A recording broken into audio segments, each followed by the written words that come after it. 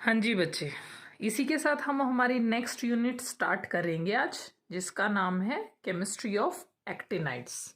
जैसे बच्चे हमने लेंथेनाइड्स पढ़ा, उसी तरीके से हम पढ़ेंगे एक्टिनाइड्स। ठीक है, आपको पता है एक्टिनाइड्स लोअर मोस्ट आपके पीरियड होता है आपके पीरियोडिक टेबल के अंदर। ठीक है, लेंथेनाइड एंड एक्टिनाइड्स एक दूसरे से रिजेंबल करते हैं, इसीलिए उनको bottom of the periodic table में रखा गया है। क्लियर। अब थोड़ी सी हम हिस्ट्री जानते हैं लेंथ एक्टिनाइड्स की क्या है। बच्चे 1900 सेंचुरी तक हमारे पास सिर्फ 4 एलिमेंट्स ही नोन थे। हमें नहीं पता वो लेंथेनाइड हैं, एक्टिनाइड हैं, क्या हैं, हमें नहीं पता, या वो मेन ग्रुप से बिलोंग करते हैं, हमें तब तक चीज़ें नहीं पता थी। हमें पता चला कि एक्टीनियम, थोरियम, यूरेनियम और प्रोटेक्टीनियम। ठीक है बच्चे, जिनमें से ये दोनों क्या थे आपके रेडियो एक्टिव इन नेचर।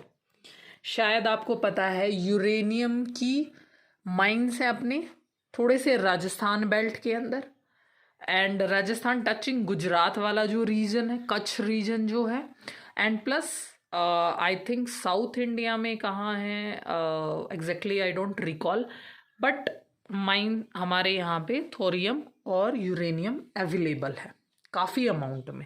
हम जनरली थोरियम से काफ़ी स्टडी करते हैं, और इस थोरियम का और यूरेनियम का यूज़ हम न्यूक्लियर वेपन्स बनाने के अंदर करते हैं।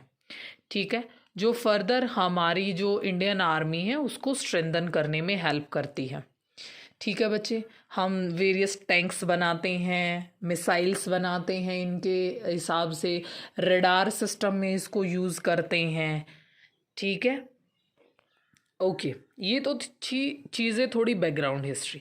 फिर 1940s के बाद कुछ साइंटिस्ट जैसे नोबेलियम है, लॉरेंशियम है, आपके आइंस्टीन है, मेंडलीवियम है, इन्होंने क्या किया, जो यूरेनियम और थोरियम, बेसिकली तो यूरेनियम की हेल्प से बम्बार्डमेंट करवाई अल्फा पार्टिकल या फिर बीटा पार्टिकल की। ठीक है, बीटा पार्टिकल आपको पता है हीलियम न्यूक्लियस होता है, अल्फा पार्टिकल क्या होगा वो आप मुझे बताएंगे। ठीक है, तो ऐसे और एलिमेंट्स की खोज की उन्होंने, और उनको नाम दिया मैन मेड एलिमेंट्स, और रादर हम उन्हें क्या बोलते हैं, ट्रांस यूरेनियम एलिमेंट्स। ठीक है बच्चे, ये तो इसकी थी बैकग्राउंड स्टोरी। अब कुछ इसके इफेक्ट्स होते हैं बच्चे, they being radioactive in nature, तो इसका मतलब है obviously it is toxic to human body. Clear. जो भी साइंटिस्ट, आपको शायद याद हो मैरी क्यूरी यूरेनियम के ऊपर वर्क करती थी, और जिसकी वजह से उनको कैंसर हो गया, और उनकी डेथ जो हुई है वो इसी के कारण हुई है, रेडियो एक्टिव सब्सटेंस उनकी बॉडी के अंदर पेनिट्रेट कर गया है। ठीक है, थोड़ा गूगल करके पढ़ना। हाँ, तो बच्चे कहाँ थे, हम मैरी क्यूरी पे थे। ओके, तो थोड़ा स्टडी करना बच्चे। और एक बात मैं आपको बता दूँ, she was the first and अभी तक I can't say the last lady, वो पहली ऐसी लेडी हैं जिनको फिजिक्स और केमिस्ट्री दोनों के अंदर नोबेल प्राइज़ मिला है। ठीक है बच्चे, यूरेनियम के साथ काम करना इट इज़ क्वाइट रिस्की। जो डीआरडीओ के साइंटिस्ट हैं, जो आपके मिसाइल्स और टैंक बनाने में हेल्प करते हैं, ठीक है, वो भी बहुत प्रिकॉशनरी मोड के ऊपर होते हैं। मैं आपको एक बात बताऊं, हमारे क्या होता है, जैसे मरकरी होता है, मैंने मरकरी आपको तो नहीं बताया, किसके सिलेबस में है मरकरी, ऑर्गेनो मरकरी हमने कहाँ डिस्कस किया था, I think we have discussed in second sem, या ऑर्गेनो मरकरी आपके सेकेंड सेम में आता है। तो मरकरी शायद केमिस्ट्री, यहाँ पे आपके एमडीयू के केमिस्ट्री डिपार्टमेंट के सर हैं प्रोफेसर सतेंद्र खटकर सर, उन्होंने मरकरी के ऊपर और जो आपके फ्लोरेसेंस मटेरियल हैं उनके ऊपर काम किया है। But mercury being poisonous in nature, तो बच्चे उनके फेस पे कुछ एक एलर्जी डेवलप हो गई हैं। ठीक है, इसी तरीके से जब साइंटिस्ट टॉक्सिक मटेरियल के साथ डील करते हैं बच्चे, उनको बहुत सारी प्रॉब्लम फेस करनी पड़ती हैं। That's why I am saying it is toxic to human nature. Plus ये हाईली एनर्जेटिक होता है।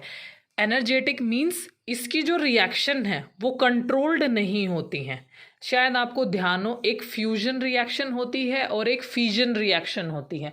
फिजन रिएक्शन के अंदर तो एनर्जी फिर भी कंट्रोल हो जाती है, बट जो फ्यूजन होता है उसके अंदर एनर्जी कंट्रोल नहीं होती है।